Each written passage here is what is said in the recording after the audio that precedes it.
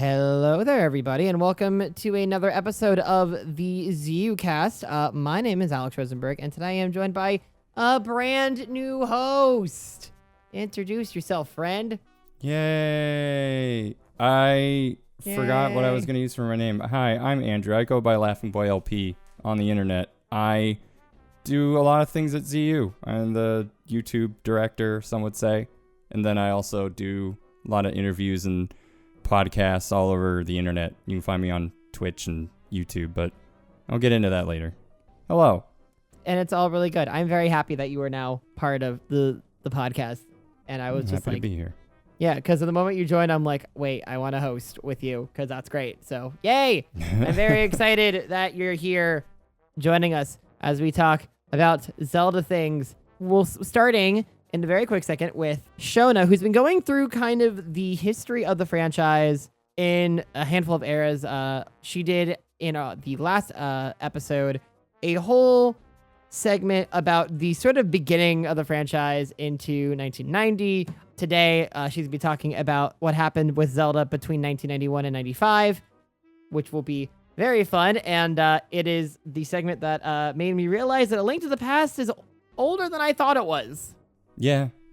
We'll also have some lovely predictions about Breath of the Wild 2 with Realm and TheZeldaAnn in the opinion corner that now has been called TheZeldaRealm, which is great.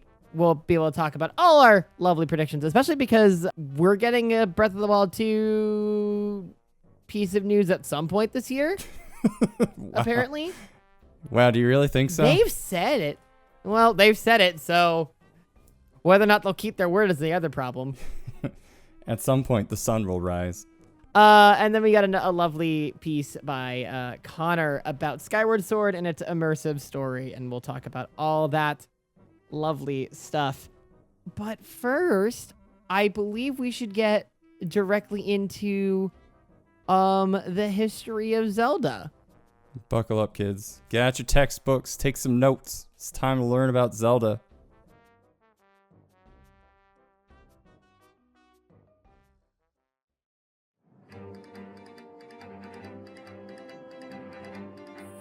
Hey Zelda fans, my name is Shona, and in this 35th anniversary year, I'm taking you on a trip back in time to look at the history of the Zelda series. Last episode, we went back to the franchise's very beginning and explored the first 5 years of Zelda. Today, we'll continue on into the first half of the 90s, 1991 to 1995. We have a lot to cover in this segment, including A Link to the Past, Link's Awakening, and those infamous Philips CDI games, so strap in. After the wild success of the Nintendo Entertainment System, the beginning of the 90s saw Nintendo forge ahead into a new console generation, the Super Nintendo Entertainment System. And with the previous generation having had 2 very successful Zelda games, it was no surprise that a Super Nintendo version of Zelda was going to be made. The Legend of Zelda: A Link to the Past first came out in Japan in November 1991. While the first 2 Zelda games were quite different from each other, the third Zelda game shifted back to the overhead perspective used by the first game. It also added in much more detail to the world, the gameplay, and the story. One of the things I really loved when I first played A Link to the Past is that rescuing Princess Zelda is just the beginning of the game. It laid foundations for a formula that the Zelda franchise would ultimately go on to use for many, many years. You know, Link starts off sleeping before something happens that sends him off on a quest. He must find 3 items, usually in dungeons, before discovering the Master Sword, but then something bad happens and he must travel to more dungeons in order to find more items that are ultimately required to beat the final boss. More specifically, it was responsible for introducing the following items into Zelda: the Master Sword, big keys, the ocarina, although the game referred to it as the flute, empty bottles, pieces of heart, and the hookshot. So looking back at this game, 30 years later, it still holds a very important place in the history of the series. The year 1992 saw A Link to the Past released outside of Japan, along with a new comic book series based on the game. In fact, Zelda fans who love to read were in for a treat because in addition to the comics, 2 Nintendo adventure books were produced that were based on Zelda, The Shadow Prince and The Crystal Trap. The Nintendo adventure books followed the choose-your-own-adventure format, which was very popular at the time. Readers would be presented with a small amount of story, followed by 2 or 3 possible actions they could take. Once they had decided upon a course of action, they would turn to a specific page and continue from there. Each story had multiple endings, and not all of them were happy. Let's move on to 1993. I really wish I could say that 1993 was quite possibly one of the best years in Zelda's entire history because not 1, not 2, but 3 Zelda games came out. And all 3 games were certainly memorable.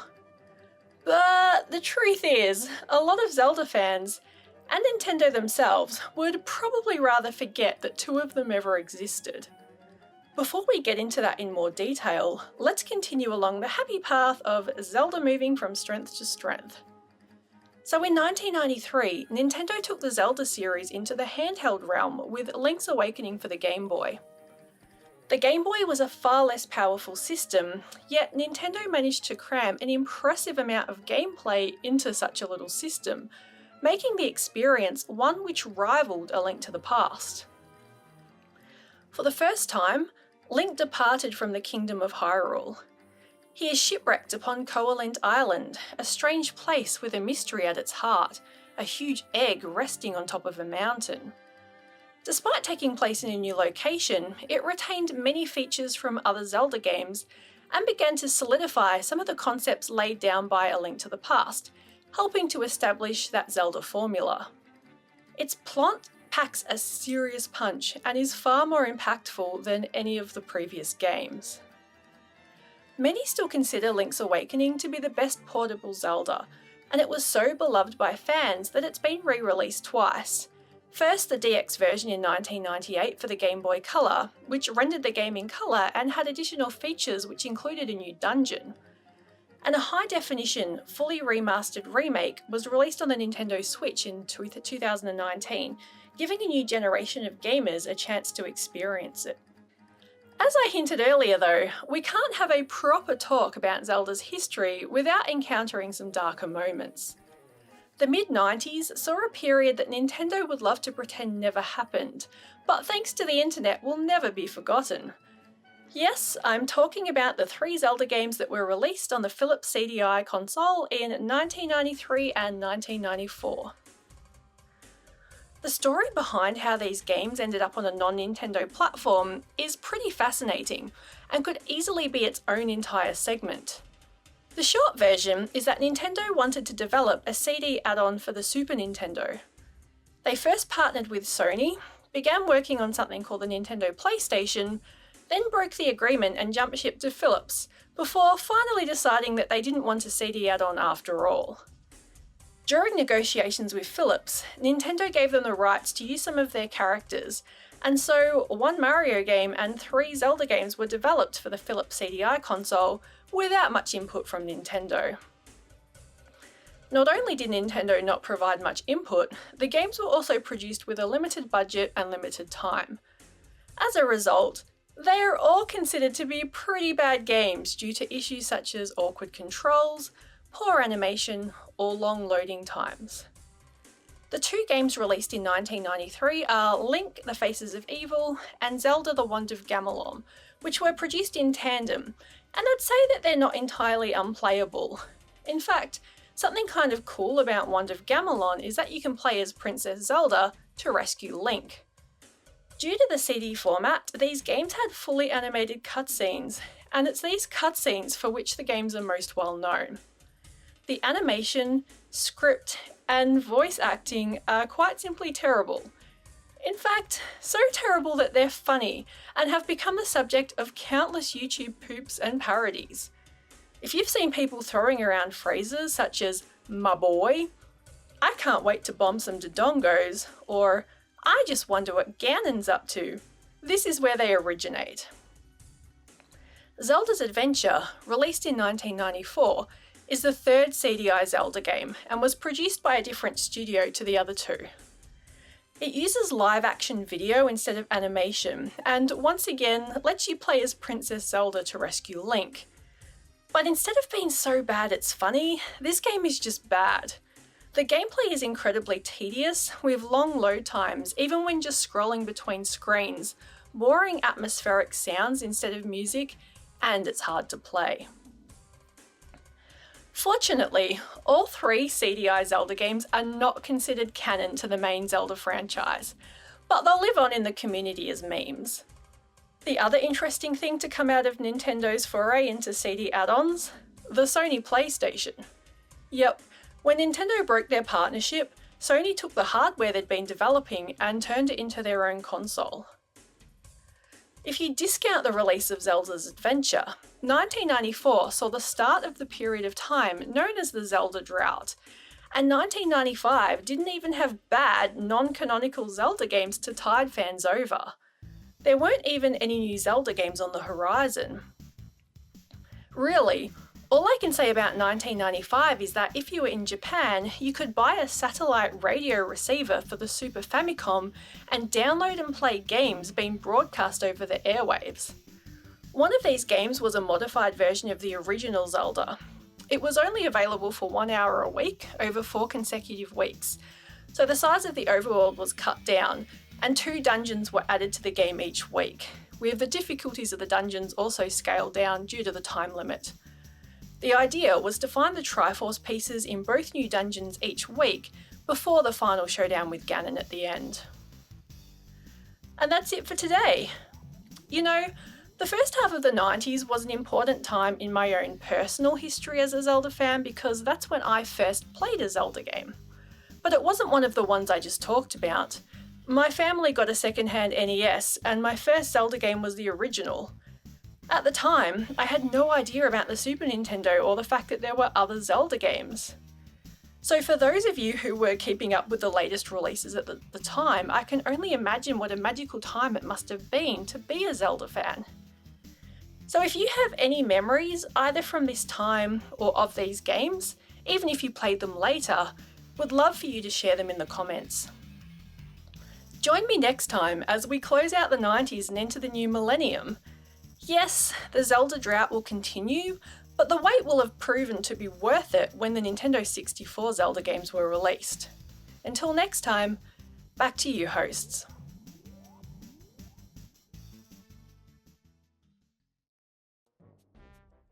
Thank you, Shona. The fun fact is, as I was driving home listening to the segment before we started recording this, that was when I had the realization that A Link to the Past is 30 years old, and I literally exclaimed, "What?" in my car.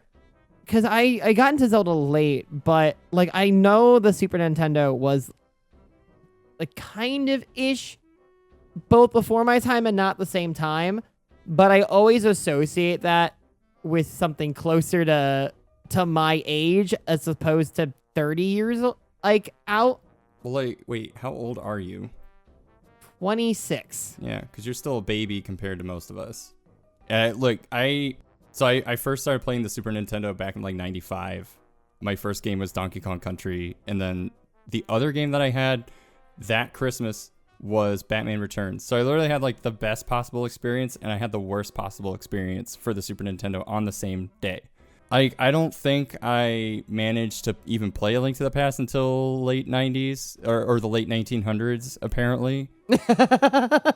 So I guess I didn't realize how old it was when I first bought it. I knew it was a game that came out before, but I also knew that Super Mario Kart came out before I owned a Super Nintendo. Most Super Nintendo games came out before I owned them.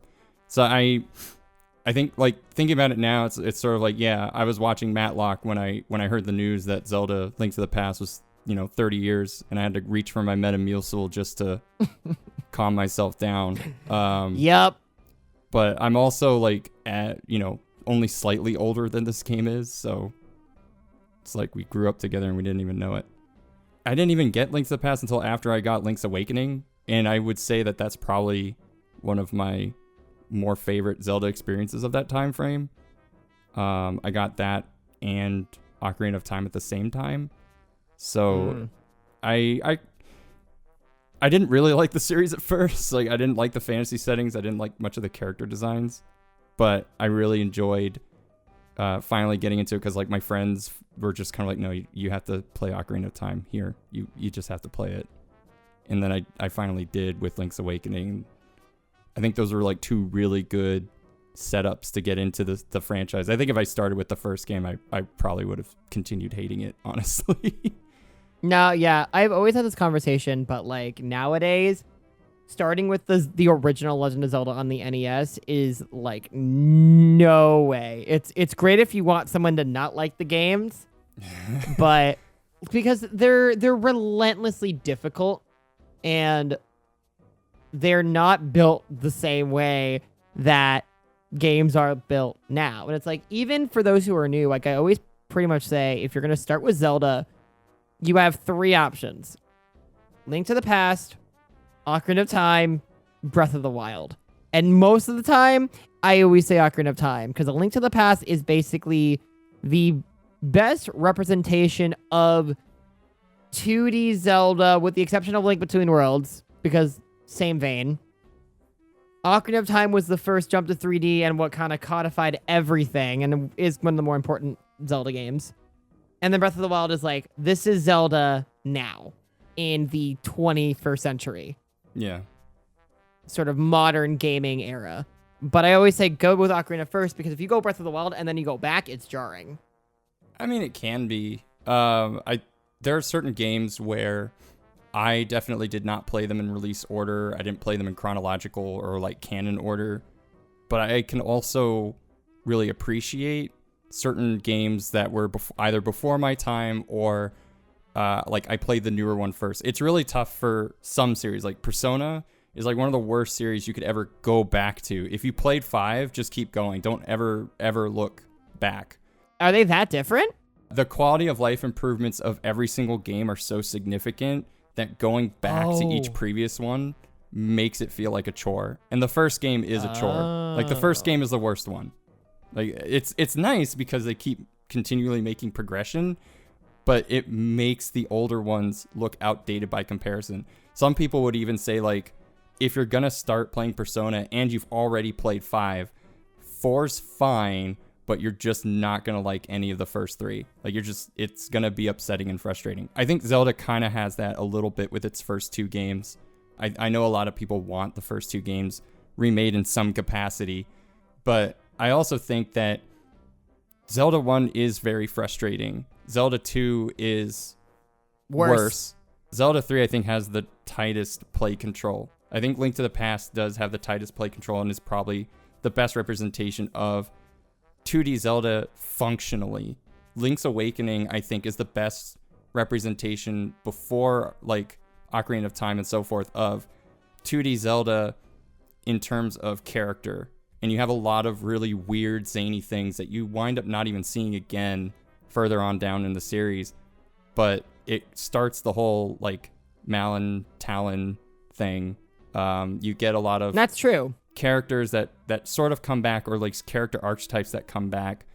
There's a lot more heart in the series. I feel like that's where the series starts to get its, like, its soul. Personality. Yeah, exactly. Yeah. Although it's more zany than some others in the series, but it's still, I feel like, a good starting point. How do you feel like the remake of Link's Awakening handled that kind of stuff? Like, did you feel like when you were playing the remake, like you were kind of getting that same kind of vibe? Yeah, I think so. It does make a lot of quality of life improvements. Well, yes and no. I think that the heart is still there because it's just copy pasted. Like, it's literally the same game that you just played before. I think the play control is a little bit slower. One of the problems that I could say about Link's Awakening is that the character movements are very floaty. You'll wind up running into things a lot, making mistakes a lot because your character moves faster than I guess you would think they would, which can be a blessing in some cases. But I think playing Link's Awakening DX, you are a lot slower, which can be a good or a bad thing. You can take your time going to places, but you can also kind of figure that might be slow and grating. But I think the worst offender is the dungeon mode. honestly speaking, it makes me never, like, I don't ever want to replay that game. Because for the most part, I like getting 100% or somewhat 100% in Zelda games. I've only done that once for Ocarina of Time. I don't normally go after Golden Skulltulas, and I'll never collect all the Korok seeds. Like, I don't have the time for that. Okay, well, the Korok seeds, why is everything 0.08%? Why are Korok seeds 72% of that game's completion rating? That's obscene. It would be interesting if they didn't set you up for anything. Like the fact that half of it is half of your container upgrades or all your upgrades are locked behind Korok seeds, and then once you get halfway through, there are no more advantages to collecting them. And unlike the Golden Skulltulas, you have like 500 some odd left to find. With Golden Skulltulas, I think once you hit You get 50 and you get a piece of heart, and then you just get 100 and then you get infinite money. And infinite money is kind of nice, but by the time you have 100 gold Skulltulas in the game, if you've been following it, you don't need money anymore. Like, it's just like you really don't. So it's not even that great of a reason to collect those. It's really not.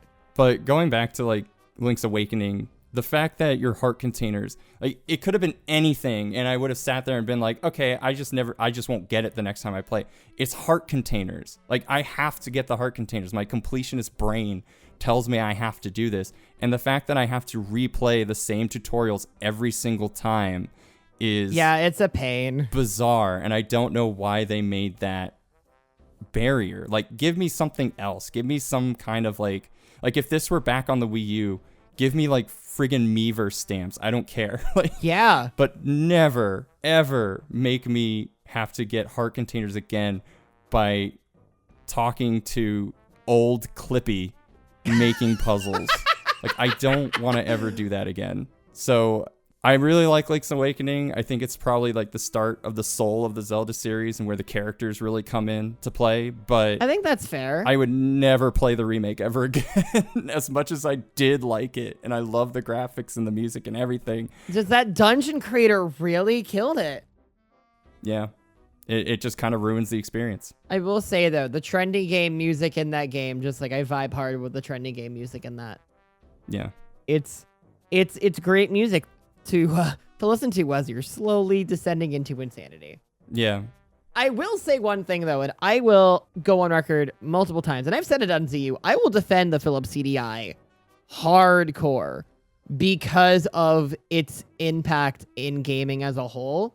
Because, and I'll get into a little bit to jump off of what Shona was talking about, but what happened with the CDI. Really, the reason why the Nintendo-Sony deal fell through is that Nintendo took another look at the contract, realized that Sony had somehow been given more licensing control over the disc-based games that they were going to be making. Yes. And we're like, oh, no thanks. And so they kind of silently canceled everything and then dealt with Philips, which that was the reason why Nintendo was like, nope, wait, this was a mistake. We're dropping. But without that console, we would not have stuff like God of War, The Last of Us, Uncharted.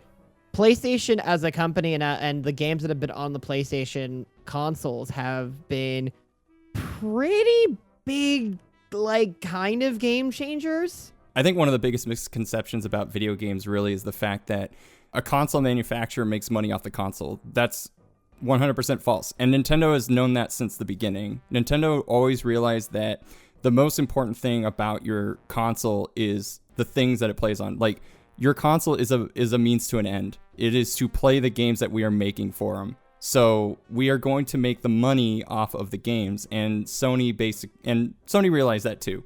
They realized that they didn't really have the backing at the time. Sony did not want to make a video game console. In fact, it was actually a hidden secret within the company that they made the sound chip for the Super NES. They didn't tell anyone they were doing it. It was a side project. And then once they realized it was too late to go back, they were just kind of like, okay, fine. But Sony never wanted to be in the games business in the first place. They just didn't see the viability in it. And then Nintendo kind of was screwy with them, and then they were petty, and they're like, all right, fine. Well, and essentially, it wasn't even just that. Like, Kutaragi wanted to make a PlayStation. He didn't necessarily want another company to make it, but he realized that he didn't have a choice. And Sony was more willing to fit the bill after being argued with several times to, okay, we'll go find somebody to do it. And Nintendo was not the only one. Sega was actually contracted or contacted at some point to make a PlayStation because they had the Sega CD technology. And then they kind of were like, well, we got this covered. We don't really need Sony's help to do it. So they said no. And then Nintendo was like, yeah, sure. We already have a good working relationship with you. We made the sound processor. It's a selling point of the system over the Genesis. Come on board, let's do this. And then, yeah, again, Sony was like, well, we don't necessarily need to worry about the hardware. If we can sell the games and make money off the games and the CDs, then the CDs technically are the future point of sale for the Super Nintendo PlayStation. And yeah, Nintendo didn't like that. They felt like they were losing control over their property and went with Philips CDI to make a better deal. And keep in mind, too, that this was a time where Nintendo was incredibly strict, also because it was kind of digging the industry out of the grave. Because Nintendo kind of jumped in at a time where, at least in the United States, the industry was kind of like falling headfirst into a fiery pit of just death. Because there was an oversaturation of hardware and an oversaturation of poorly designed, low-quality games, and everyone was just like, no, I'm out. Where Nintendo stepped in and said, all right, you can only make 5 games per year. Yeah. Which, companies got around and made other sort of subsidiaries to get around it, but they were very strict about the exclusivity and the licensing to get on that console. And that stayed through the Super Nintendo, and that's, I think, when this deal sort of happened. That's where, like, no.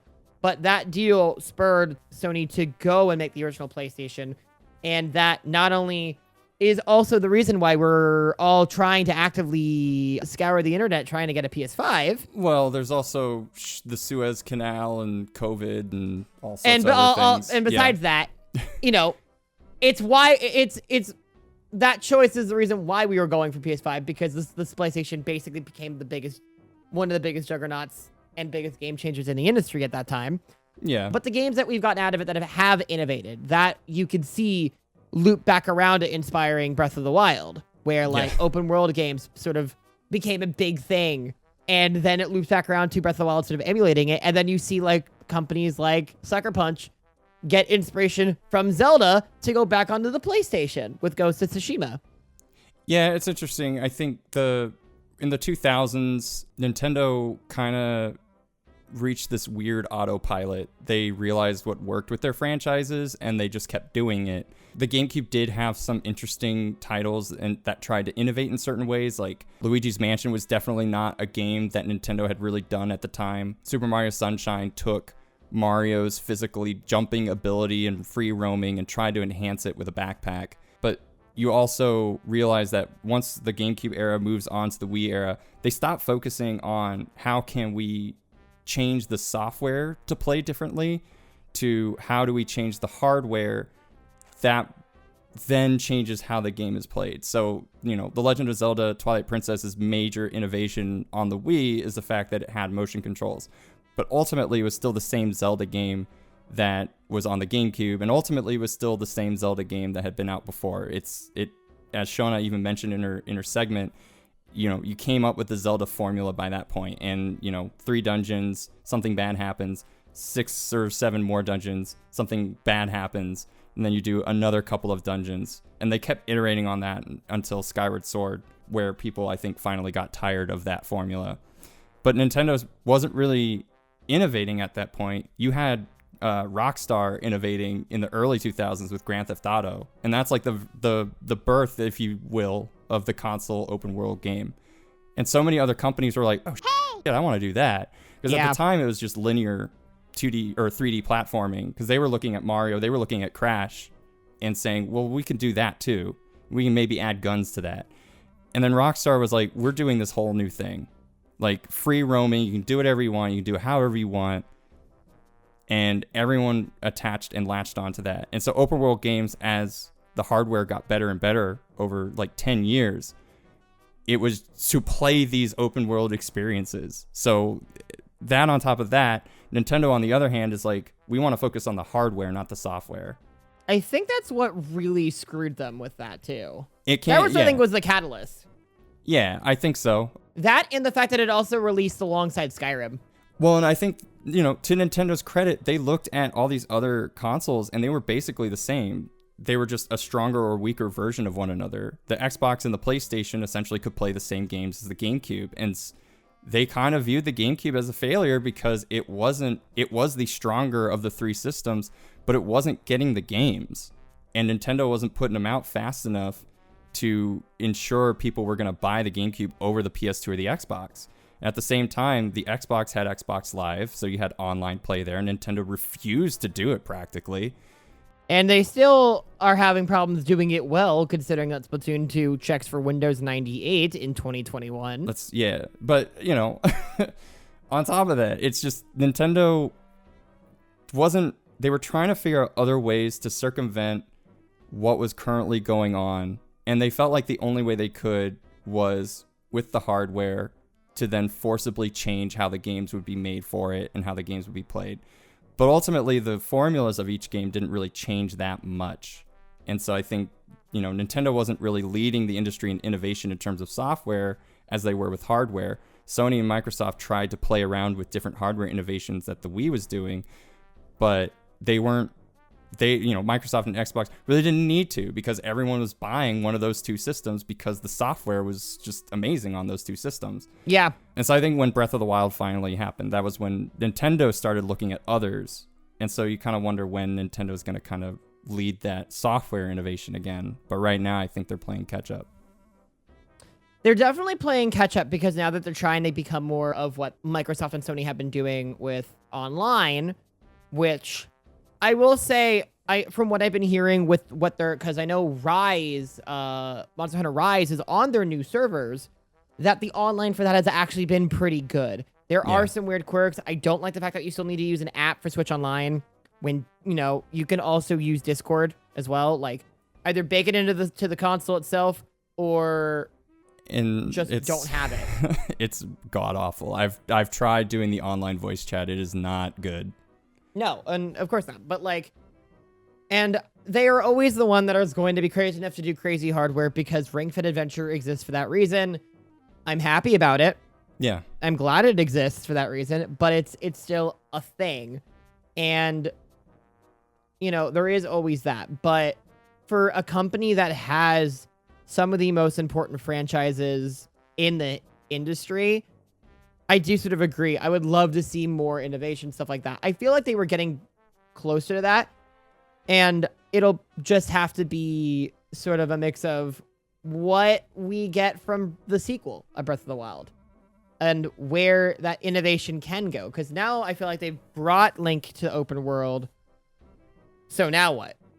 Yeah, and I think unfortunately too is that you've got like the you know, reduction of returns. Essentially, it's very difficult to see how far games can innovate without hardware upgrades. And by hardware upgrades, I mean things like AR, VR, experiences that you can't get, because I don't really know where else video games can go at this point. The only reason why Nintendo was innovating was because they were kind of in the same place as everyone else, and they were trying to figure out what to do with 3D. But we've had 3D games for over 20 years. So we haven't, you know, think about it. We've had 2D games to an extent. We've had single screen games for maybe 10 years. We've had traditional 2D games for maybe 10. Like, if you want to talk about Atari, that's fine. But I think, you know, in the late 70s, you could argue that it's been like 20 years. But I feel like when Nintendo came onto the scene and started creating what, you know, a lot of video game fans kind of know as traditionally 2D games, that kind of started, and then the next innovation was within 10 years. That next innovation being 3D games. So once you have, and you can argue that happened before. I'm not really going to get into that. This is, you know, otherwise I'd be here all day. But when you have 3D games and you have to translate your properties to 3D, what do? And everyone had a different idea, and Nintendo just had really good ones. So unfortunately, I don't really know where else you can go in terms of innovation without things like AR or VR. And unfortunately, we're just not going to know until it happens. So we'll see. Yeah. I think Breath of the Wild 2 will probably be more of the same, but I think in terms of where Zelda is going, I do like the open world concept. I think that should stay to some degree. I think, maybe try to focus a little bit more on having a competent and well-told, like, single-player story. But otherwise, we'll see where it goes. Yeah. That actually would bring us into a fun little next segment. Because, yes, while we don't really know about what Breath of the Wild 2 entails, we sure as hell can make some predictions. And so let's take a second and hear a little bit of Realm and the ZeldaAnn's predictions about what the next game will entail.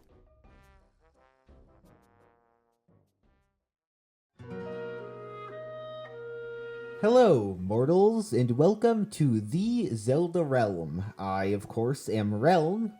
And I am Anne.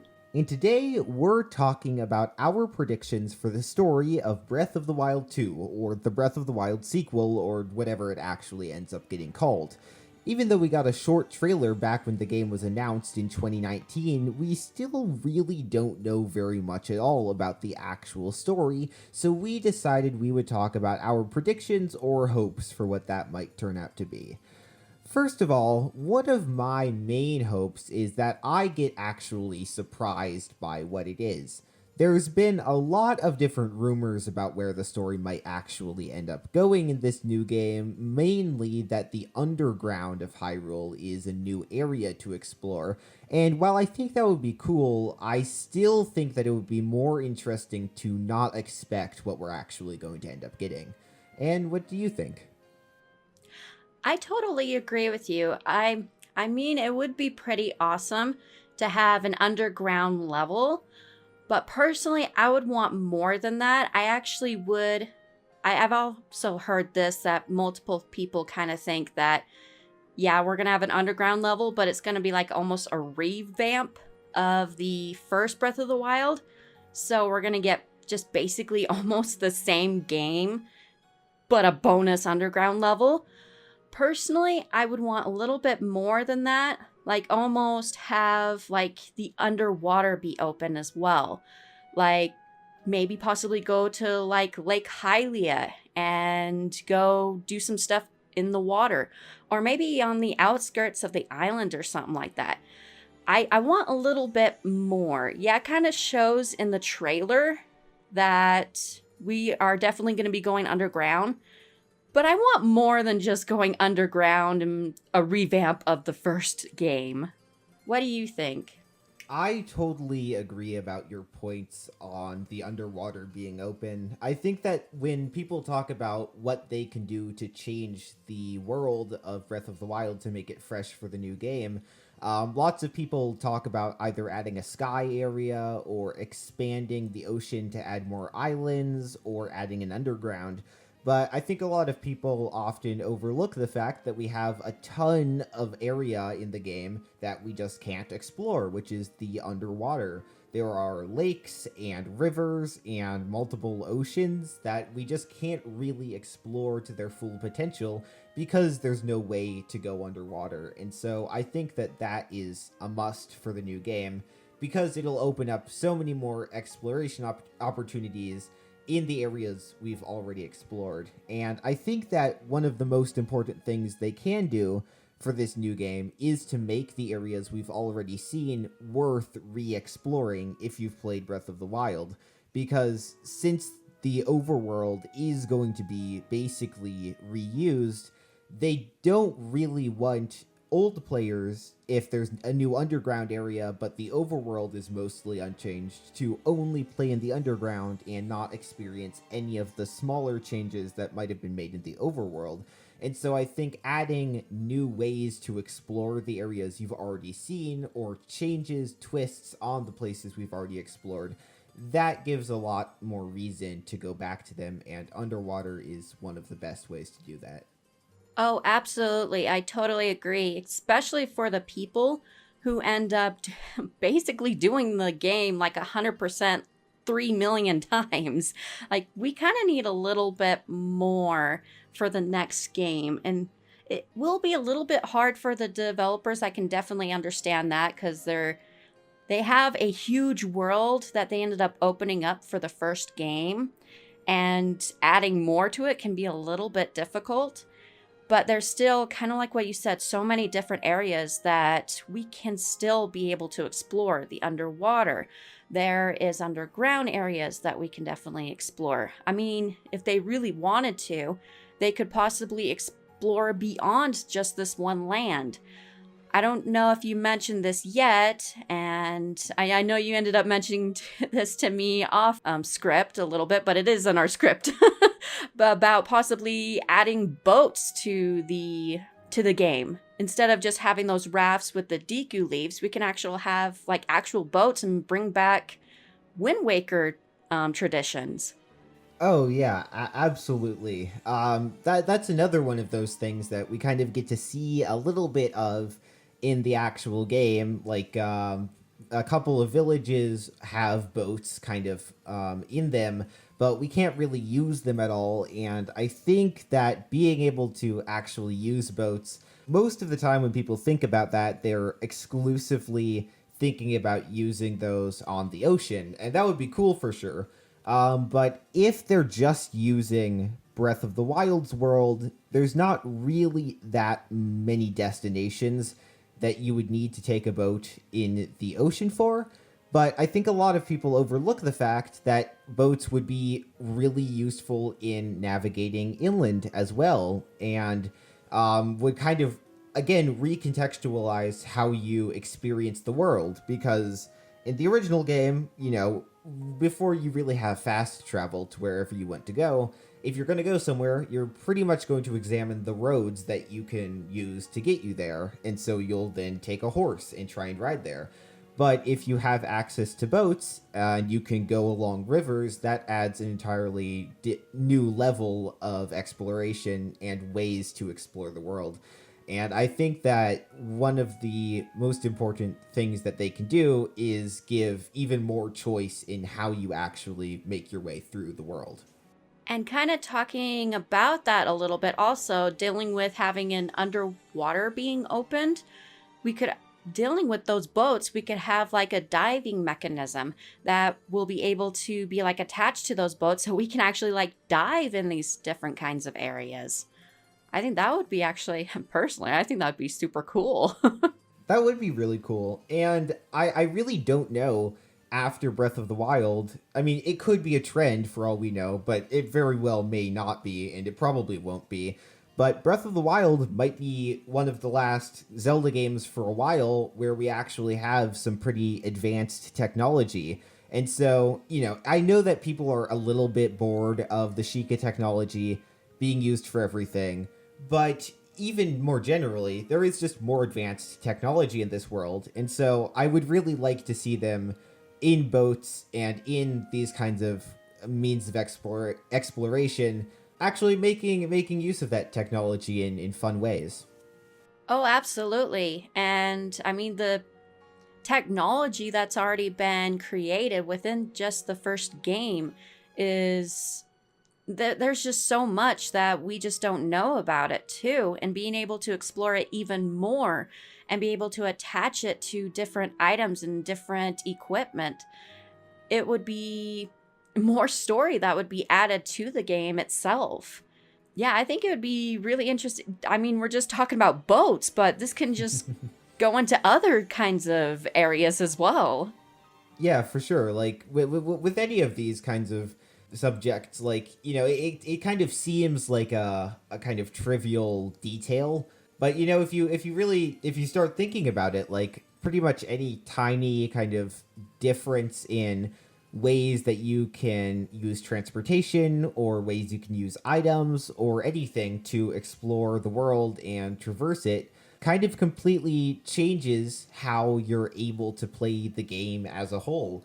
And so, especially with a game like Breath of the Wild, it's really cool to think about how these smaller changes could impact the rest of the game. I remember, I think it was at the Nintendo Treehouse presentation in 2016 when Breath of the Wild was first fully unveiled. And one of the developers who was being interviewed shared an anecdote about how in the development of Breath of the Wild, some developer was trying to make a puzzle in a shrine where you had to use wind to blow pots across some sort of a gap for some reason. But the way the wind worked in the game, it wasn't really working correctly for the puzzle. And so the developer just tweaked the values for the wind and made it slightly stronger. But then when they went to look at the rest of the game, it had appeared that pots everywhere were just being blown away by the wind, because this tiny change had kind of changed all of these other aspects of the game. And I think that exact same principle applies to these tiny differences in exploration and item use. Oh, absolutely. Like, just those, kind of like what you ended up saying, just those tiny changes can just increase the story-wise and just increase the game as a whole. I do have a question for you. I wanted to kind of get your opinion about this. I'm dealing with Hyrule Castle and how that's going to change, especially since Calamity Ganon ended up pretty much going bye-bye. That's going to be interesting, and we really don't know very much, but in the tiny bit we did get to see in E3 2019, it does kind of look a little bit like the castle is going up into the sky. And I have seen people also note that this kind of resembles a bit of concept art that the developers actually shared at the Game Developers Conference, I believe, in 2017, which featured the concept being that it was a lot like how it ended up in the final game, but that Ganondorf was like standing on top of a floating Hyrule castle, and that was like the goal of the game. And, you know, in essence, that basically carried over to Breath of the Wild, in that, you know, it changed from Ganondorf to Calamity Ganon, and the castle isn't really floating. It is kind of elevated, but it's still very much firmly planted in the ground. But I am interested in that because people have suggested, you know, maybe Hyrule Castle will be the goal again. And I think that's possible. I think that if it is, it'll be more transformed into Ganon's castle from Ocarina of Time. Probably, like, aesthetically, it'll be more like that. But I honestly, I wouldn't hate it just because, you know, Hyrule Castle as a goal works pretty well. It's very centralized. You can see it from very far away. It kind of makes sense as a thing that's ever present in your mind when you're thinking about the game and just exploring its world. Like, it's always there. So, you know, it's a little boring, but I wouldn't hate it.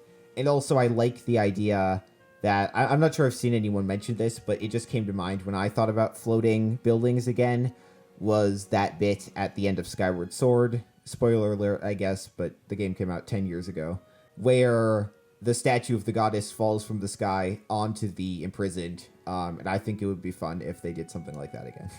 Yeah, kind of like almost do like a Skyward Sword kind of storyline where it ends up going up into the sky, and then at the end it ends up almost completely destroying the main boss. Yeah, I think that would be quite interesting too. And we kind of mentioned this a little bit at the beginning of this, but be able to open up even just the sky as some exploration. So we've got the underwater, we've got the underground, we've got the sky, which gives us plenty of exploration compared to just underground. Absolutely. Do you think that, because when people think about the sky, I think that the one thing that really stuck with everyone from Skyward Sword, you know, the sky aesthetically, it's interesting with the floating islands and everything, but it's nothing that's really hasn't been seen in games before.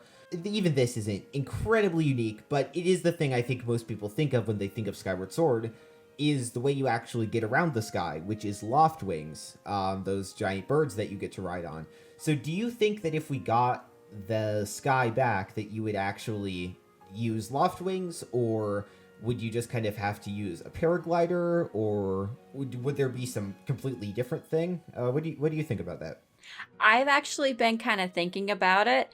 I think we might actually somewhat use the Rito as a way of transportation to be able to get up into the sky. And possibly, I've been kind of thinking of this. I know this is like a huge stretch, but possibly get the ability of flying from the previous champion, to the Rito. I call him Ravioli, but Rivali will actually get like a flying ability instead of just being soar through the sky upwards for like a few seconds. Actually have the ability to fly with our paraglider or something like that.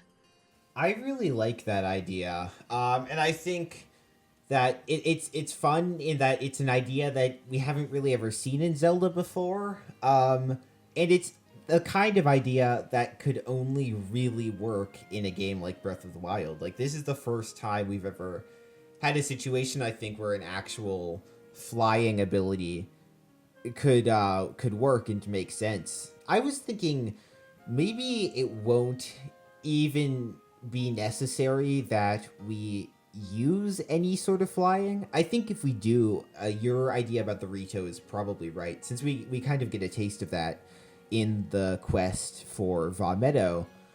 But I was also thinking to that quest when I was thinking about that, and when you're actually kind of assaulting the divine beast and trying to take down its shield so you can get inside, there's a very interesting thing with the wind where whenever you have your paraglider out, you can kind of ascend and kind of move wherever you want, and you can take it out and fall, but and then take it back out and ascend and fly around.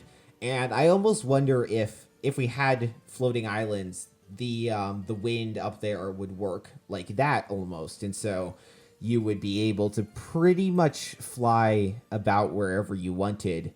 The one thing that could stop you though would be stamina. And I don't know if, because I recall that in that quest you don't really have stamina, but in this situation, you know, they could actually use stamina as a way to kind of limit where you're able to fly.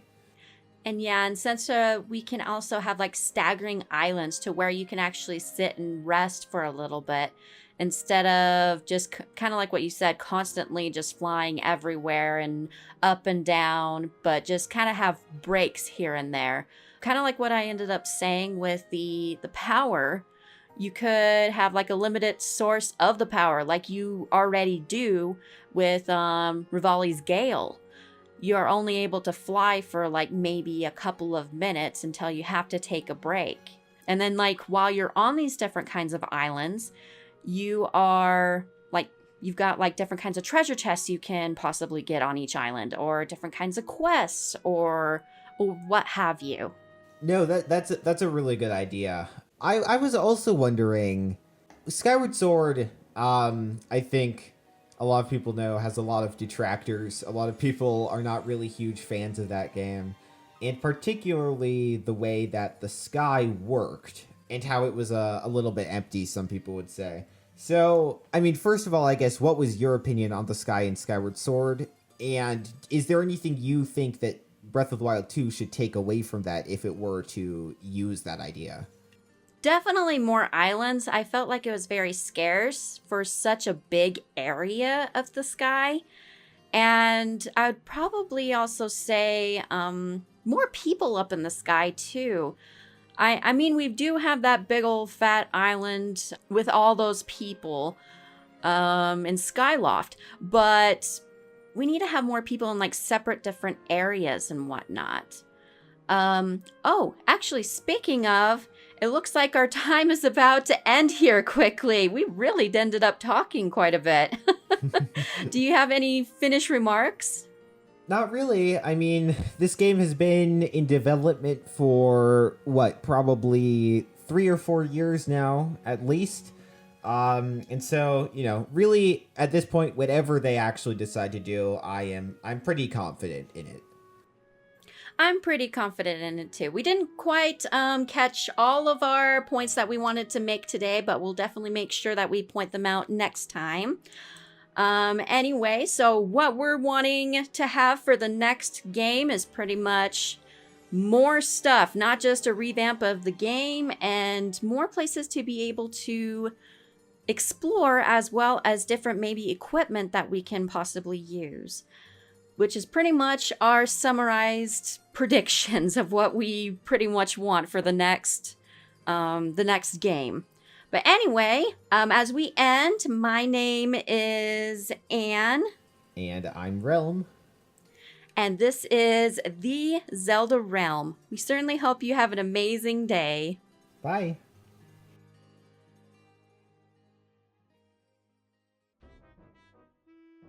Thank you, Realm. Thank you, Anne. Do you have any specific predictions, Andrew, for the sequel for Breath of the Wild? I mean, for me, I don't necessarily have predictions. I just have hopes and dreams. What are your hopes and dreams? I mean, my expectations are that this is going to take place after Breath of the Wild. We're going to see Link and Zelda finally on another adventure in Hyrule, the quote-unquote fixed version. I really want to see more traditional dungeons. I thought that what Nintendo really wanted to do with Breath of the Wild was we were still making a core game that you could play on your TV, but you can also take with you. And how do you make a game that you can pick up and put down? The handheld theory is always the fact that you have to make something that you can play in short spurts and not something that you just have to sit there and, like, you can't just be invested in it. Like, you have to get off the train at some point. So with Nintendo and Breath of the Wild, I think they focused a lot on shrines. They focused a lot on mini things that you can do. And then the biggest things that they did were the divine beasts. So I'm hoping to see undiscovered, like yet to be discovered artifacts or things or ruins that Link and Zelda can go to do more traditional dungeons. But I'm not also asking for like the Zelda formula to return. I do like what Breath of the Wild does in terms of mini side quests, characters, and environments. So I don't really know if they're gonna see a new map. It looks like it's based on the one trailer we have, it looks like it's the same map, but it's hard to tell. Yeah, it'll be weird because I think with Zelda 2, they technically have the original Hyrule somewhere within the map of Zelda 2. And Zelda 2 is just an expansion of a tinier version of the Zelda 1 map. And actually, like, it's funny because, like, Dragon Quest did that, I think, a couple years before. Like, Dragon Quest 2, the first Dragon Quest's map is within the map of Dragon Quest 2. So I'd be interested to see if they can do that, because Breath of the Wild 1's map is huge. It's bigger than Skyrim. So if they could somehow make it bigger, then they either need to reduce the size of the current map, or they can only scale it up so much. And I imagine that, you know, that could deal with performance issues. Then I'm not, you know, I'm not going to pretend to know that I know how to make games. But, you know, it'd be nice to see new things. I would like to think that there would be some new gameplay mechanics. I don't know if it would incorporate using Zelda as a playable character. It does seem like Nintendo's pretty staunch about not having Zelda be playable, whether you save her or not. I think one thing that I'd really like out of the Zelda series, honestly, and I actually mentioned this on my own podcast a while back, but I understand that the hero of time always has to be a blonde kid, but it would be nice to have a hero of time that can be, you know, customizable. They started doing it with the clothing, even though it's technically equipment, but I would kind of like to see, you know, let me customize my character a little bit more. Let me do things to my character to make them look more like me. It's a very big thing in video games these days to allow character customization, even if they have to kind of make Link some kind of, you know, body mold. It would be nice to curate that experience more towards my own tastes. I think that would be one thing that it's like not a gameplay thing. It's not a story thing, but I think it's a really important thing that I think a lot of people have kind of been wanting one way or another in the Zelda franchise that I think would be great to see in the future. I like that idea. I also I also really like your perspective of what Breath of the Wild also kind of served. Of, this is a game, it's a Zelda game, but it's being designed on something that is a handheld, which validates your point about, hardware, influencing the software of, it's something I can go through a shrine while I'm on the train, then I get off of at my station, like that kind of thing. That's a perspective I haven't even thought of, but like that makes a lot of sense, which I do sort of agree with a couple of things. I've been hearing a lot of bits and pieces about how apparently it's supposed to be darker than Majora's Mask, which is something I really, really want. And it's interesting because like Majora's Mask isn't necessarily dark. It's just, it deals with a lot more things. Like without getting into spoilers on a completely different property, but it kind of reminds me of like WandaVision, where it talks about things that Marvel movies don't normally talk about. And they allowed it more time to be front and center. Majora's Mask talks a lot more about, emotional issues, psychological issues. It doesn't necessarily, it's not dark. Like it's pretty dark when you consider Breath of the Wild is a Hyrule that is destroyed because Link technically died. But kind of, Majora's Mask is sad. It's not bright, but it does deal with a lot more mature themes than in previous games.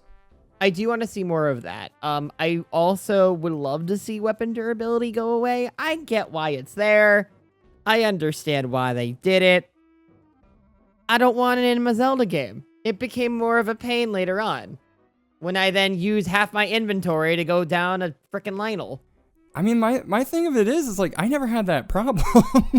Not after a couple hours in. Well, the difference between you and me, Andrew, is that you're also good at games. No, that's the fallacy, actually, because have you seen my old streams? Like, I'm not good at video games. And you can't be worse than me. The logical fallacy is that people are good at video games in the first place. Technically, nobody's good at video games.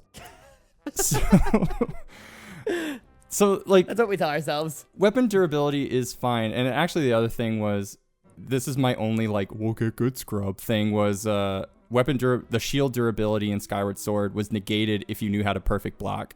If you knew how to perfect block, you never had to worry about it. And most times you would come back with a, half damaged shield and you just repair it. It's really easy. So the fact that that was a complaint for a lot of people, I didn't really understand. But when it came to Breath of the Wild, you really can't avoid durability of your weapons. I think in some cases, I didn't like shield durability in Breath of the Wild because I wanted to surf more, and it killed your shield. Oh, yeah. But I also liked weapon durability because it forced me to do things I wouldn't normally do. There's an old video game that was made in the late 1900s called Legend of Mana. You might see it in the early 2000s soon on the Nintendo Switch. But I hate that so much. I hate that so much. Not wrong.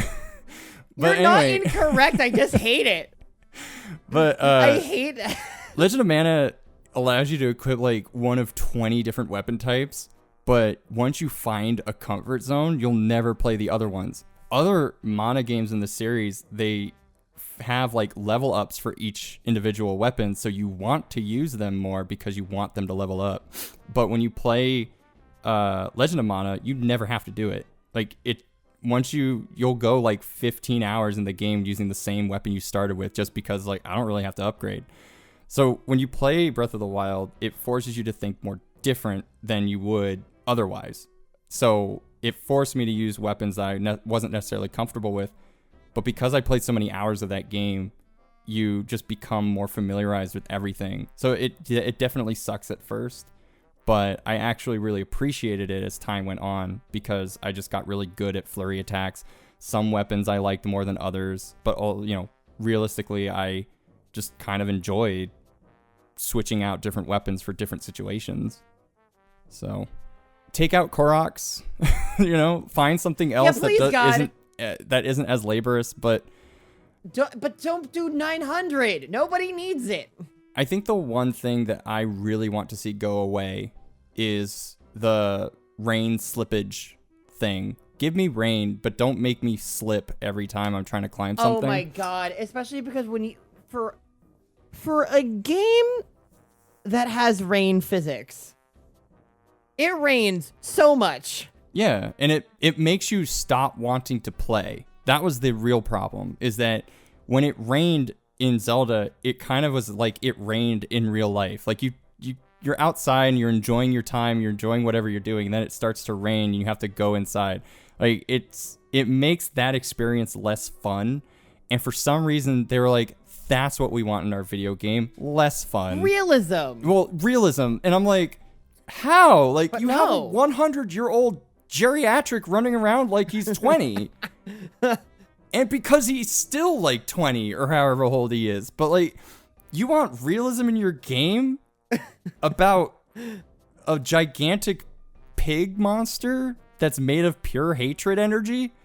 Yeah. And there's 3 goddesses that created and rule your entire universe? Like, But sure, let's have rain physics because realism. yeah, well, we gotta put it down to earth a little bit. Yeah. Yeah, rain physics. That's Perfect. all we need. Yeah, and let everything, like, it's, to some point, it's fun because you can't use certain fire weapons when it rains. They're not as effective or they don't work.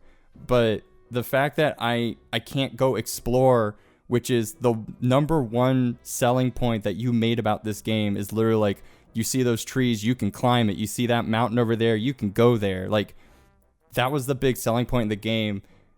But then they never said until the game came out, until we tell you you can't. Like, that was the number one thing that It's like, you can get there. You just have to be aware of physics. Yeah, and it's not a problem when it's snowing, if I remember correctly. It's just a problem when it's raining. No, it's not. The same, it's only rain. It's the same element, just colder. So I don't know.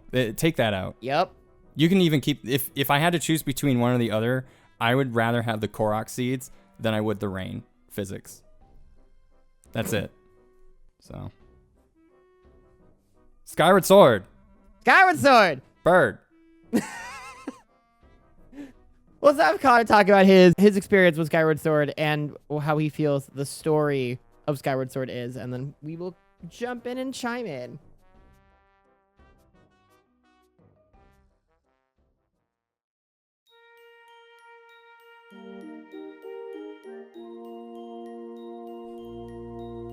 As the Nintendo Direct on February 17th, 2021 neared its end, we were greeted by Legend of Zelda series director Eiji Aonuma. To our disappointment, Aonuma-san informed us that although the sequel to Breath of the Wild was coming along smoothly, we would have to wait just a bit longer before we could learn any new details. However, he did have one game that we could see right away.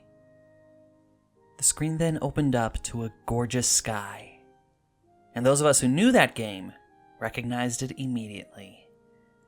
Though long rumored, we finally had confirmation that Skyward Sword, the Zelda game made exclusively for the Wii, was now coming to the Nintendo Switch in remastered HD.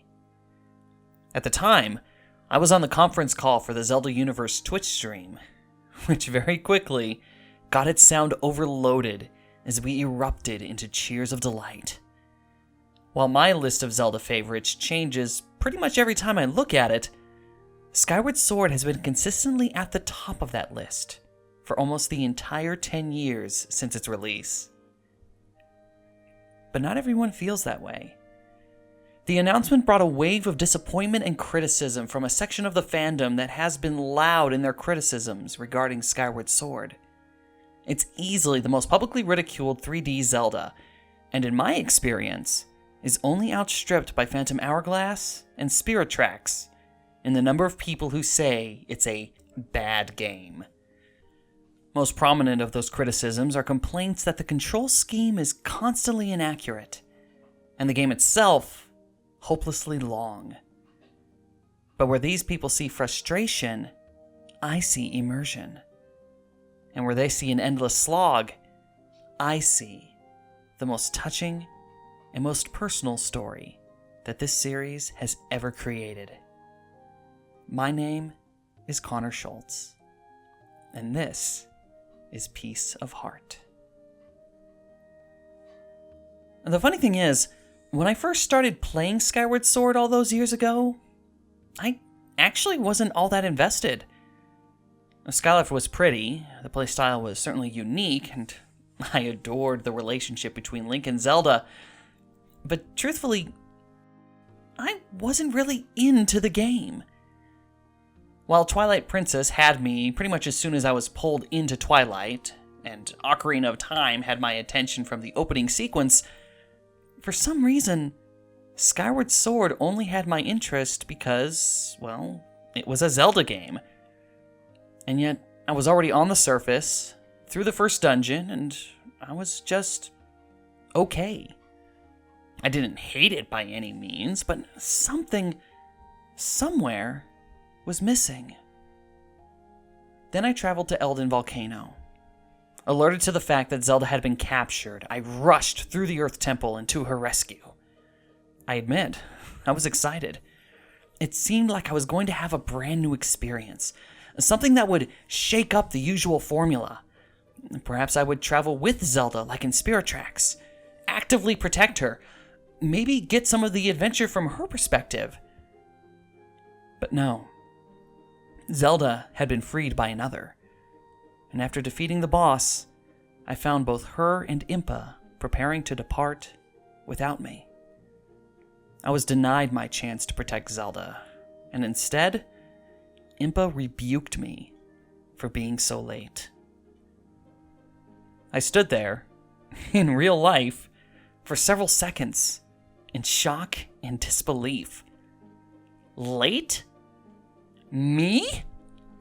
I did everything I could to get here! I know I skipped several offshoots and side passages on the way here.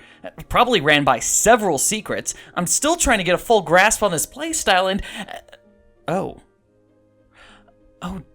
dang. I'm invested now. With that realization, and my heart now fully devoted to the quest, I dove into the rest of the adventure and found a passionate story that held me till the very end, and still holds me to this day.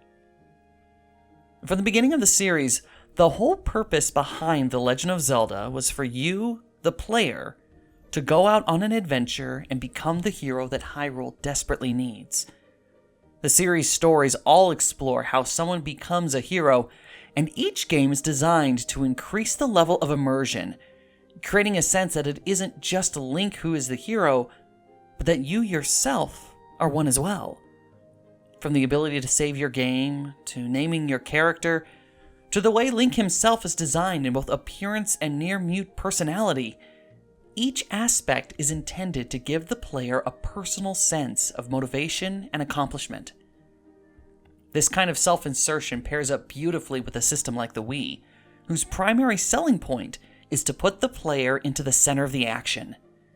The Wiimote design is particularly ideal for a game based on swordplay, and the additional technology of the Wii Motion Plus was specifically designed to take Skyward Sword's gameplay to the next level.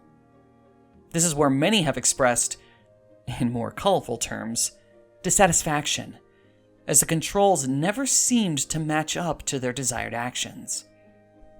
I can certainly understand not being able to be the master swordsman I always wished I could be, but oddly enough, my difficulties, frequent as they've been, very rarely have had anything to do with the controls. The reason? Well, recently I realized that it's because I'm usually so invested in the story and the action that I play the game almost exclusively on my feet. The chance to feel like I'm truly wielding a sword in combat excites me so much that I'm always halfway positioned like I'm staring down my opponents in real life. The expanded stance and my enthusiasm translates into wider, more obvious swings that the Wiimote can more easily register. But more important than just a smoother gaming experience, that literal stand-up approach has put me in the action, and in the story, in a way that I have yet to see replicated. Whether I'm driving my blade into the earth or raising it skyward, I feel more and more like I'm in the game, fighting off evil and making my journey towards Zelda and our shared destiny.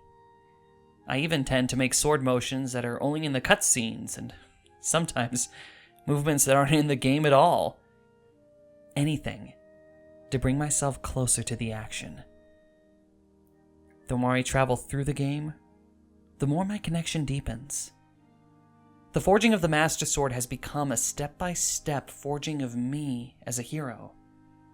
The search for the Triforce is more than just a task. It's proof that I've obtained everything that was required of me, and a quest to be reunited with Zelda once again.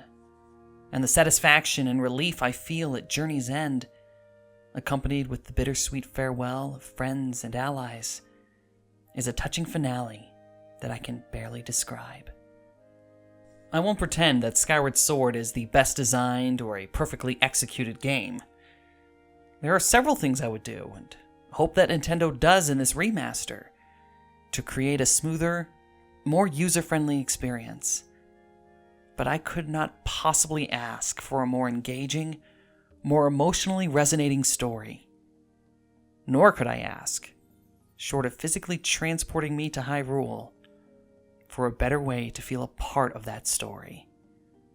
I still feel a rush every time I draw the Goddess Blade from its pedestal. The Silent Realms still terrify me. And I still shed tears when I face Zelda's sacrifice and Fi's farewell. Those emotional moments that drove home this telling of the legend, emphasized by the opportunity to participate in a way unlike any other. A legend that will forever live in a piece of my heart. I'm Connor Schultz, and this has been Piece of Heart. I'll see you next time.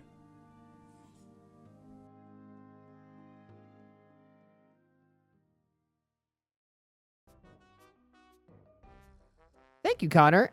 So, question. Answer. In terms of story in general, do we feel like Skyward Sword's story is the most solid out of them? Because I do feel like they have a lot of, while there is a lot of padding, that Skyward Sword as a game has. Because one of the big concerns I have for HD is its length. In terms of story beats, I feel like a lot of the major stuff is still pretty rock solid, and Zelda and Link's dynamic in that game is probably the strongest in the entire franchise.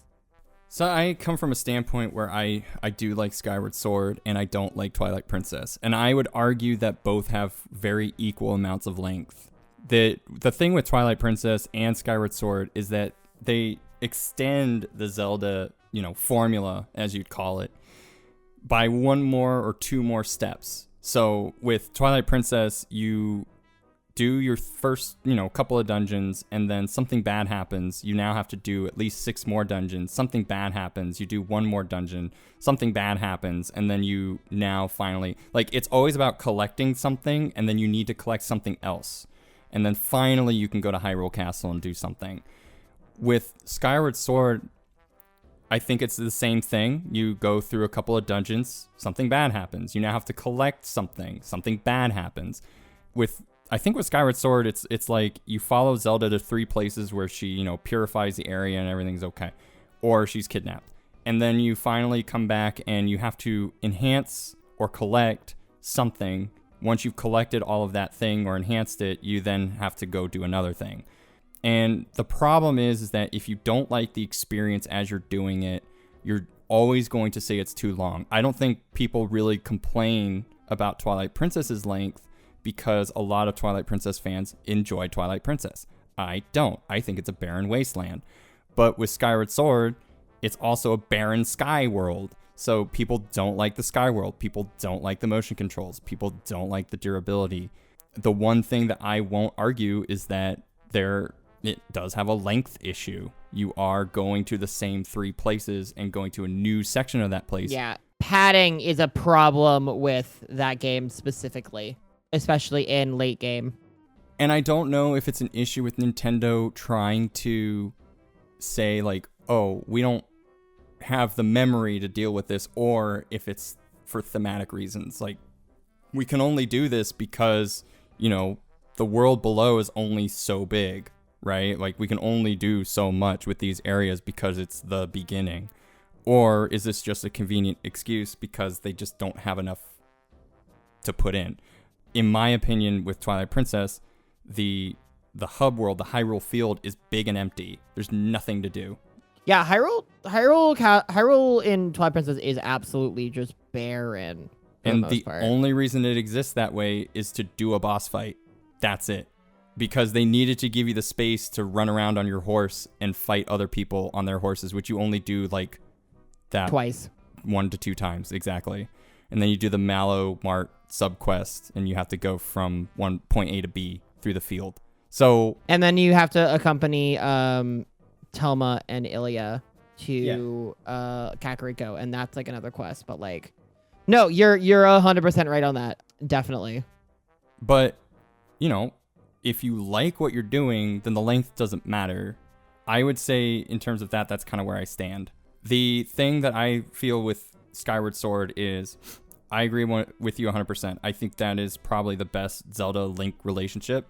It reminds me of anime. Like, that one truly reminds me of anime, where they're like the childhood friends. Like, they, you know, they've got something for each other, but they're just friends, okay? I think Groose as a character brings this like 1950s greaser bully thing into the mix, but he gets actual character development. Like, yeah, he has an arc. He has a redemption arc. And I don't normally like bully characters, but when you see him go through the character arc that he has, but then he's still such a doofus. Like, the entire time he's just this oaf. Like, he's obviously not meant to be too much of a threat, and he doesn't really do anything except like kind of inconveniently messes certain things up. But he has his redemption. He goes through this whole thing. And I don't really think that the Zelda series as a whole, except in small pieces, have been able to kind of do this point A to B without kind of ending it and just shrugging their shoulders and go, well, it's over. That wasn't the whole point of the game anyway, but it's over. And so, you know, that's the whole thing with Ilya being dropped like halfway through the game, and then nothing ever gets said of it ever again. Yeah, once you get that, it's the horse call. It's just like, all right. All right, she's over. She didn't matter. She's just a way to get you out so that the proper game could start. But other than that, the story is smaller, or like the characters are smaller. You don't have as many to deal with in Skyward Sword, so they can get more room to breathe. The game is longer, so you get to visit and revisit characters throughout your experience, which then allows that relationship with them to evolve. And I'm more so saying about like the Skyloft, citizens and all that. Correct, yeah. So although you do have to go back to those same 3 areas and revisit, because there are other dungeons that you have to access through that area too. But usually there's a new character instead of an old character. Correct. You're usually going through different environments for different reasons. First, you're saving like the little Kiwi people. I think when you go to the the mountainous areas, you see a lot of the same characters there. But I know in the forest, you're usually meeting new people. The dragon gods could just kind of show up at the last second, so that's another weird thing. I think ultimately as a story, it holds up really well. I think in Connor's point too is that you're actually not this ultra great person who's always there at just the right time. In fact, you're always late. And technically that kind of happens in other Zelda games, but they don't really talk about it. But no, yeah, and this one it literally is in your face. And it's the first time you get berated for it, I think, in a Zelda game. Like, as a character is like, you suck, dude. And then you go back home to Groose. So like people kind of don't think very highly of you, and you're not actually all that special. People aren't sort of like, wow, you're the hero. Like, you're the hero that's going to save everybody. Or no, everyone's just kind of like, he's just my classmate, or he's just a friend of mine. Which I argue that we don't get enough of those kind of games. I feel like Skyloft is sort of the same, where it's like a lot of people in Skyward Sword are just like, it's just, it's Link. He's that person. He likes to sleep in, too much and almost miss things. And yeah, this is just a Link for you, which I think, we don't see a lot of that. Yeah, and in Ocarina of Time, a lot of the villagers, you're either just a kid or you're just some guy that's kind of helping out with things in the village. So they're not really looking at you as the hero of time. They're not really looking at you as some negative force either. But you spend less time with them. You spend more time with people who are like, yo, this is your quest. You have to do these things. You are the chosen one. And that's a very old JRPG and Japanese game trope where you are the chosen one rather than you're just kind of a person in a situation. And, technically we've had two first games. I think with Minish Cap, originally they wanted Minish Cap to be like the start, because that's when Link gets his hat. That's when he becomes Link. But you also now have Skyward Sword at this point, where this is the origin of the Master Sword. Therefore, this is the origin of the sequence that continuously happens throughout the rest of the series. There is no Ganon, there's no Ganondorf. There is only Zool. So once you beat him, he's just really upset, and he's just so upset about being killed that one time that he just continuously comes back as a giant pig. Well, actually, no. There's Ganondorf first, but then there's the pig. Yeah. Going back to it, I think thematically, Skyward Sword is a very well done story. I can't remember if it's like super complete, but it tells it well. Yeah. The characters are very out there, not out there like Link to the Past or Link's Awakening or Majora's Mask, but still like special in a way. They're like halfway there. I mean, you have the demon that lives underneath Skyloft. His collection quest is the Gold Skulltulas, where by doing other nice things for people, you gain the Kudos collective item to then give to him, and that ends his quest. That's your big collection quest in that game, is just doing the side quests. You have the shopkeeper that falls in love with you, and you have her dad, who is I believe he's the sword trainer, where you have to cut the bamboo down, and their entire conversations with you change depending on the choices you make during that little side quest. And it's totally optional. Beetle being kind of an watch out, because if you don't buy stuff from him, he just drops you out and you lose a heart if you don't put out your paraglider in time. Like, it's just, little things that happen to people around town that if you just take the time to constantly check in on them, which you're supposed to do, really makes for a really nice, complete package there. It's like, if people are willing to spend the time in Majora's Mask to do everything in the Bomber's Notebook, but people aren't willing to spend the time doing the things and talking to people and checking in with Skyward Sword, then I can't really say much for you. I'm not going to convince you to like Skyward Sword if the only thing you're going to hark on is, I don't like the flying, I don't like the motion controls. And yet Skyward Sword on the Switch is like the most pre-ordered game of 2021 or whatever the stat was. That doesn't surprise me. And I mean, before I even get to that, when was the last time you played Skyward Sword? Because for me, the last time I played Skyward Sword and like actually did stuff with it was my original playthrough back in late 2011, early 2012. I played one stream's worth of Skyward Sword for like one day last May, and like that was it. But aside from that, it's literally been like 10 years. It's probably been like 5 for me. I originally played it the day it came out, and to be honest, I was frustrated because I was trying to do the initial paragliding thing and it kept telling me I was doing it wrong, and I got frustrated and I just didn't play it. But I also got frustrated at Twilight Princess for having to do the cattle thing like 5 friggin' times in the first 3 hours.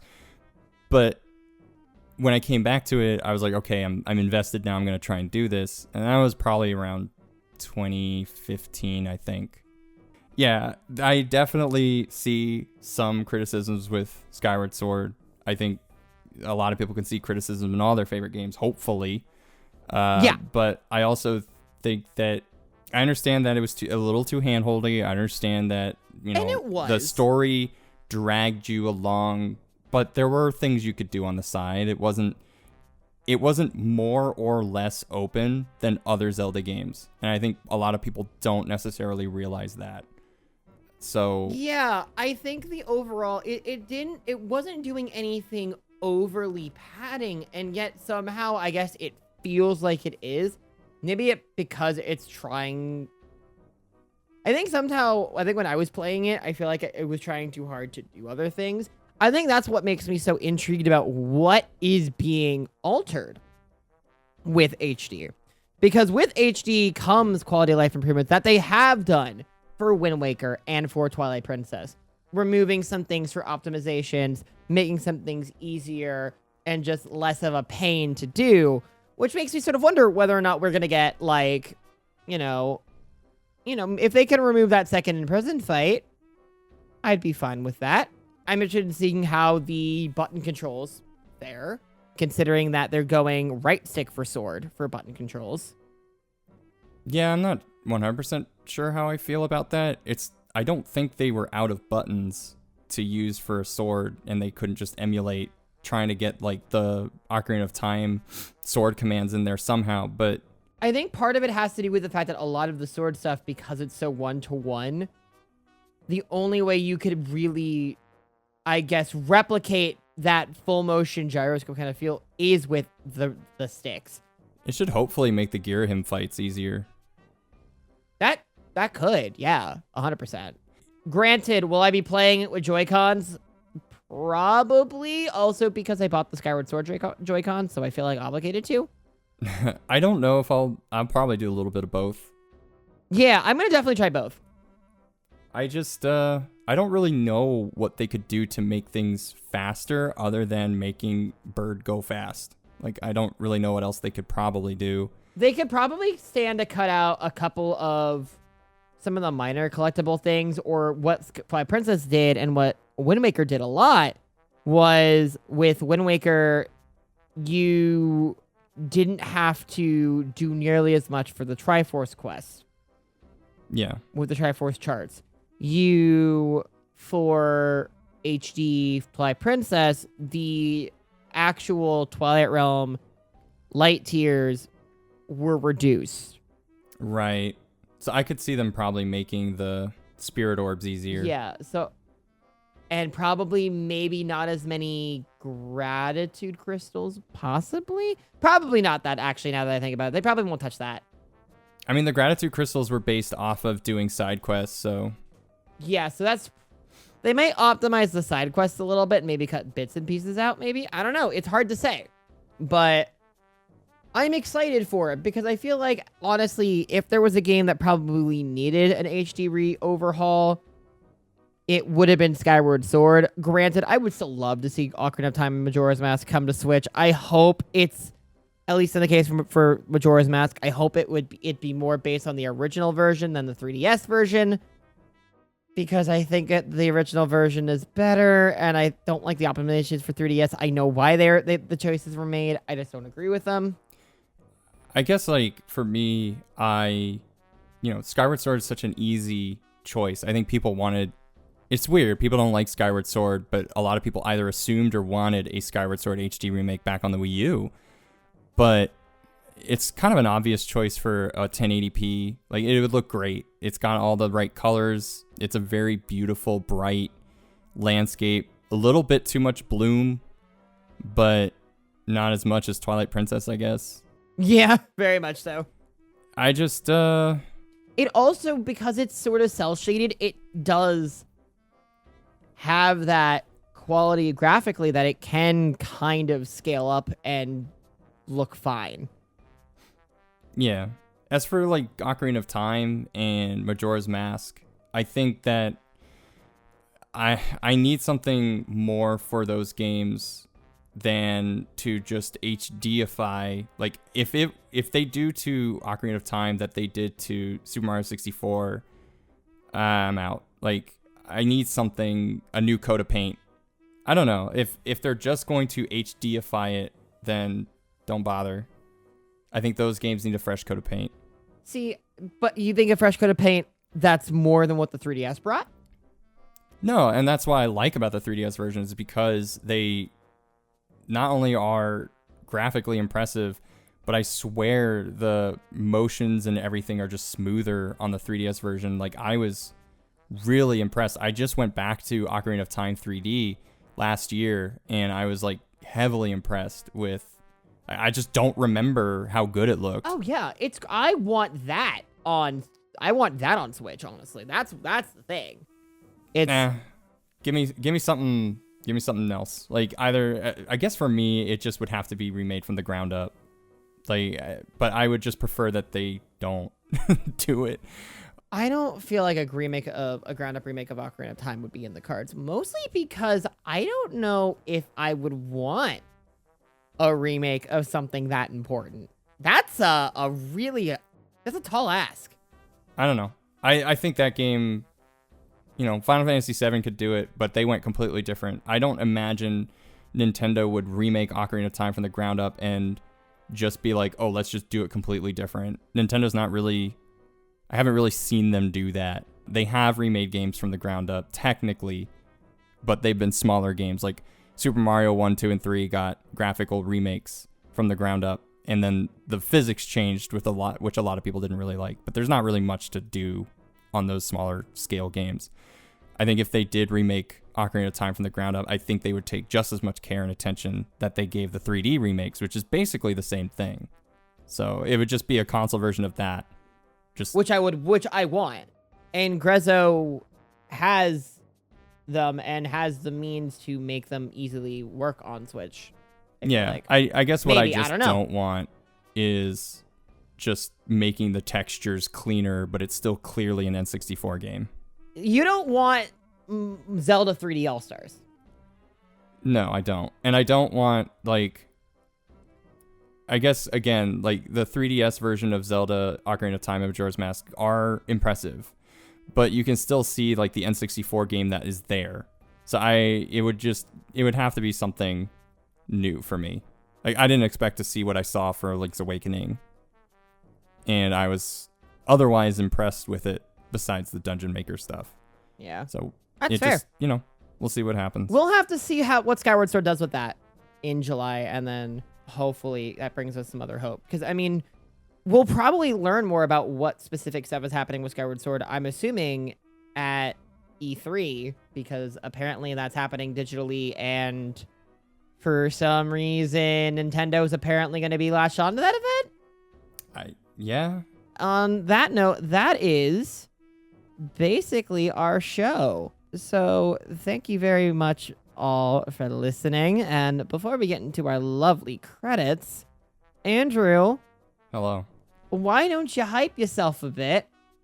Where can people find you and all the awesome cool stuff that you make, because you make a lot of really cool stuff? So you can find me on youtube.com/laughingboylp. Hopefully that's not too hard. And then you can also find me on twitch.tv/laughingboylp. You can pretty much find me anywhere using that name, twitter.com. I do a lot of interviews, podcasts, so pretty much the same as what I'm doing right now. You can find me on twitch.television live, usually on Fridays. I do a podcast, semi-regular podcast with friends where we talk about our weeks and we talk about the news and video games. I also do Let's Talk, which is an interview series with different content creators. You can find that on YouTube right now, but I'm trying to push a lot of that onto Spotify, either as well or just totally. And then Dialogue Box, which is my other podcast, you can find that kind of when I can. It's a guest panel based show, so it's completely different guests every time. I'm the only constant in each of those episodes, which is either fortunate or unfortunate. But those will be on twitch.tv, and then those will be pushed onto Spotify as well. So be on the lookout for the Spotify stuff, but otherwise Twitch, YouTube, Twitter, LaughingBoyLP. And if you're a fan of the Runaway Guys, or you're like sort of learning about how to sort of get into creating content and like what equipment to get, his videos are really, really, really useful, because that's kind of how I actually found my microphone that I've been using, which is the AT2020, because I watched the video interview that you did with Emil that was all about the tech and equipment that he was using. So watch his stuff. It's great. I've done a bunch of dialogue boxes with him. It's fantastic. Yeah, if you're looking for how content creators got started or the things that they use or any other like tips and tricks, Let's Talk is the series for that. So definitely go support. And if you would like to see all the dumb stuff that I do, I stream 3-ish times a week on Twitch at twitch.tv/Luca_Starks. I'm also on Twitter and on Instagram, and I am on TikTok. I barely use it. I basically use it for dancey things because I have a dance degree. And even then, I still don't even know how to use it. So you can follow me on all those things. I stream Ocarina of Time randomizers every Tuesday, but that's kind of all the other things. And then I'm always doing something weird here at Zelda Universe because I run all the media things, which means I'm probably doing something somewhere at any given point. Who needs sleep? Sleep is for the weak, right? that's what Toonami told me once. It had Voltron on it, The Real Adventures of Johnny Quest. These are all late 1900s TV shows that are probably, none of you probably know what those are. Go watch Toonami. That's what I've learned from this podcast. Go watch Toonami. Saturdays on Adult Swim. Good night, everybody. Good night, everybody.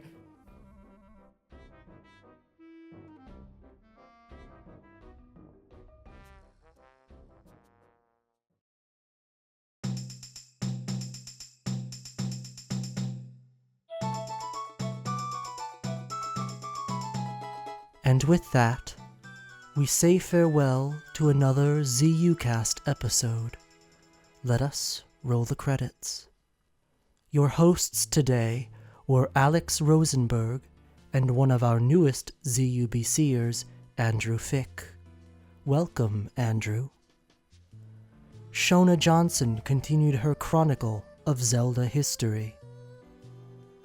TheZeldaRealm was hosted by TheZeldaAnn and Realm, who are both in the segment title for your convenience. Connor Schultz graced us with another edition of Piece of Heart, discussing why your feelings about Skyward Sword's story are likely invalid. My name is Eden Biskin, and I serve as the ZUcast's executive producer, as well as the ZUBC's ZU Forums liaison. Realm assists me as assistant producer. Kelly Timmerman, as always, is our head editor. Andy Bundy remains our assistant editor.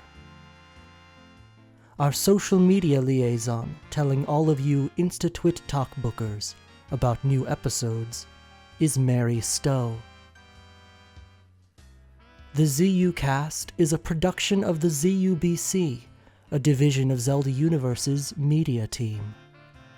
If you liked what you heard today and have yet to subscribe to this podcast, you can find it on Apple Podcasts, Google Podcasts, Amazon Music and/or Audible, Spotify, Stitcher, and on any podcatcher that can read our RSS feed. You'll also find episodes of this audio podcast on YouTube at Zelda Universe TV, because y'all apparently like to use YouTube for audio. Reviews and subscriptions not only tell the cyberlords that we're popular, they also make us feel loved and give us the strength to carry on. You can also leave us feedback via email at podcast@zeldauniverse.net, in the ZUcast Hub thread within Community Central on the ZU Forums, and or via our social media pages at Zelda Universe on Twitter and Facebook, and at Zelda Universe TV on Instagram, YouTube, and Twitch. The hosts may read and respond to your feedback in an upcoming episode, so come and get your 30 seconds of fame. Zelda Universe as a whole has a Patreon, through which you can donate currency to help us keep our servers running and our microphones sounding passable. It's at patreon.com/ZeldaUniverse. And becoming a patron will net you some exclusive perks, like access to the donors-only channel on ZU's Discord server, access to exclusive blog posts that offer behind-the-scenes glimpses at our various efforts and teams, and possibly even a donor credit on our YouTube videos, depending on your donor tier. I recently wrote up a ZUcast-related feature with a little surprise at the end for our patrons, so if you want to learn about the podcast's history and production cycle, drop some rupees into our red mailbox and get instant access. 'Tis pocket change. Thank you for listening to today's episode of the ZUcast. Goodbye for now.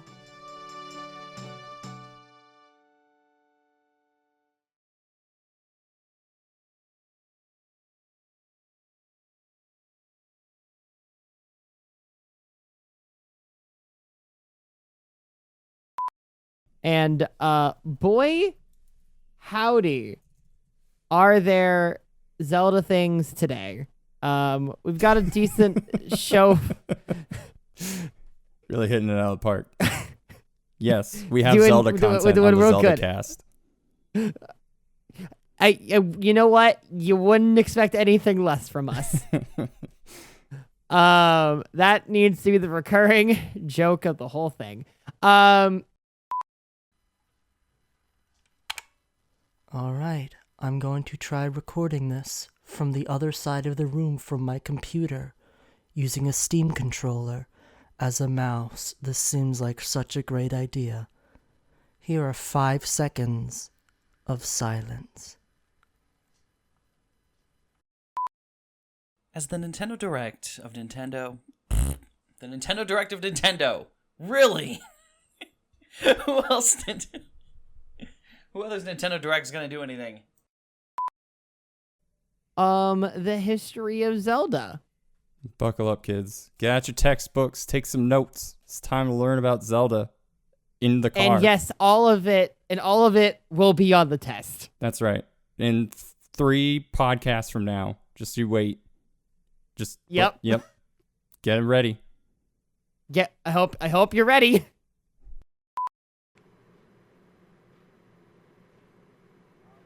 Oh, sorry, I was waiting for you. Okay. I'm going to just go ahead and stop this recording and redo it. This can be a flub up one, and it's like, here is a flub up one. You can have that one. Ocarina of Time had my attention from the very opening sequence, but for some reason, I completely lost my place in there. Yes.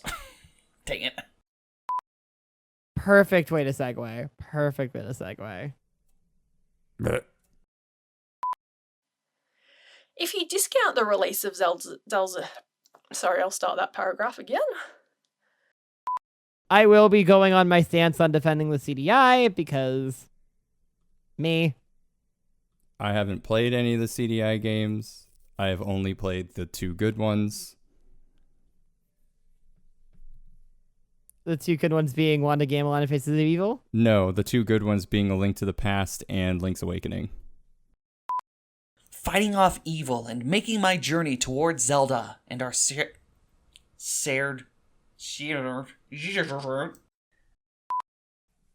Kelly, this is a lot of interesting feedback. Feel free to cut it, but this is a very cool little section. I like it. It's good. Even though we got a short trailer back when the game's... Pain.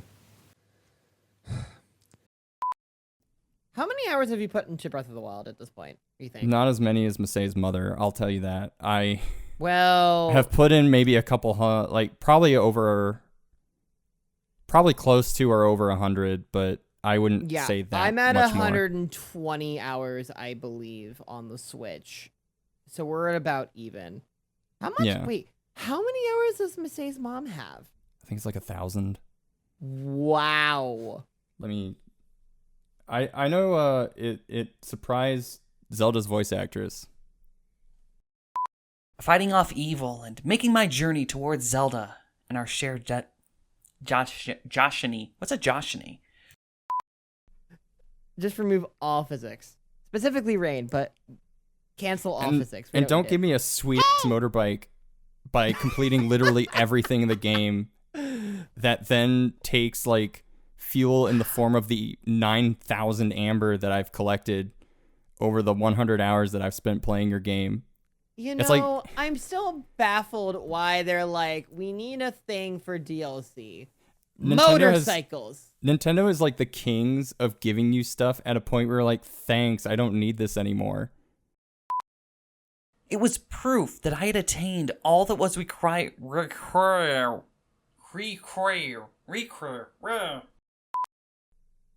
Jumping and chiming. Just Jumping and driving chiming. and vibing. Driving and vibing. That's my new album coming Podcast. coming to Bandcamp. Vibing and thriving. Yep, coming to my SoundCloud and Bandcamp and MySpace page. The search for the Triforce was more than just a task. It was proof that I had attained all that was required. I may have watched all of Seinfeld while I was playing it too. It's the weird stuff you remember. That's good too. So The I Legend of think it was Seinfeld.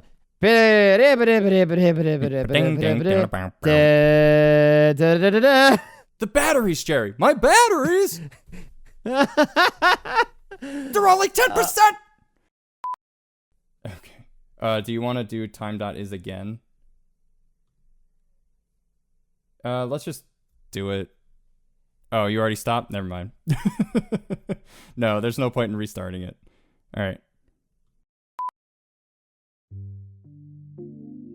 And now for another installment of Us and Ums with Alex Rosenberg.